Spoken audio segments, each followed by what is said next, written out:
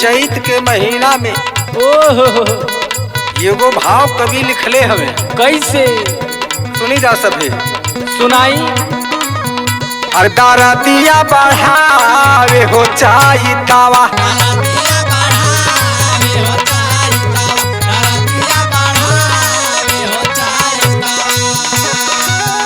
हरे कटिया करावे हो जाइतावा, हरे कटिया करावे हो जाइतावा, दरदिया बढ़ावे हो चाइतावा।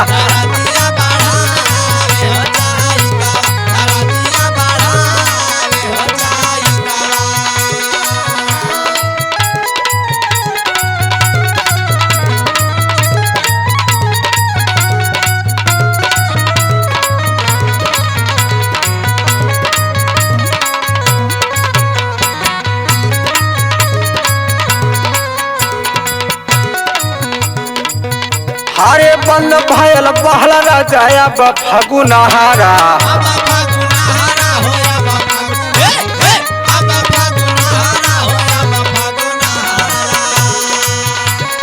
जोर जोरा झूरा केला रोज पछू नहारा।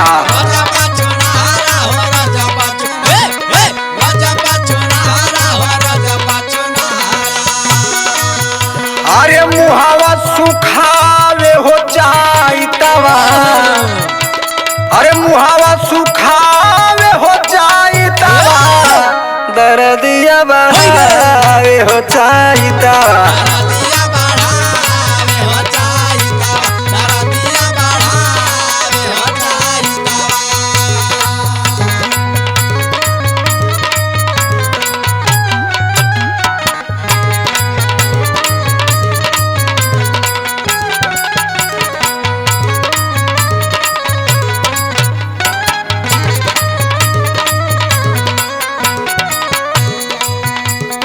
चली गईला राजा मुख के छोड़ी के विदेशवा,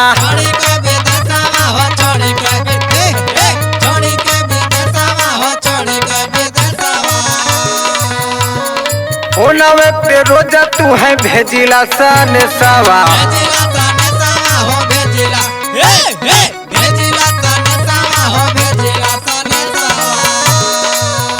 अरे निदिया नया हो जाइतावा, हरे निदिया नया हो जाइतावा, दरदिया बढ़ावे हो जाइतावा।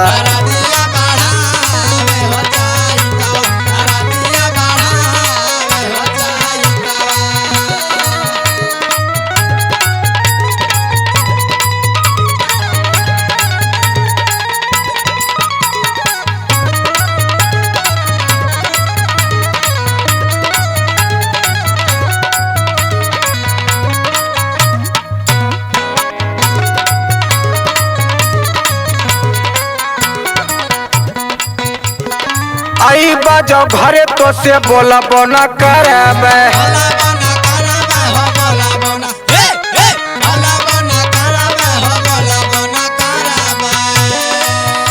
अरे बंदा दरवाजा पावन खोला बोना करबे।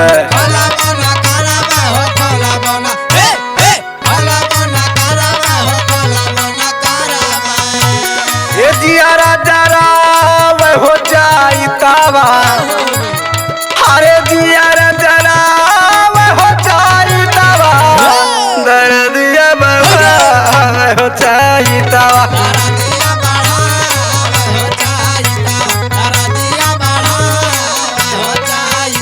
ये कटिया करावे हो जाइतावा, हरे कटिया करावे हो जाइतावा, दरदिया बढ़ावे हो जाइतावा।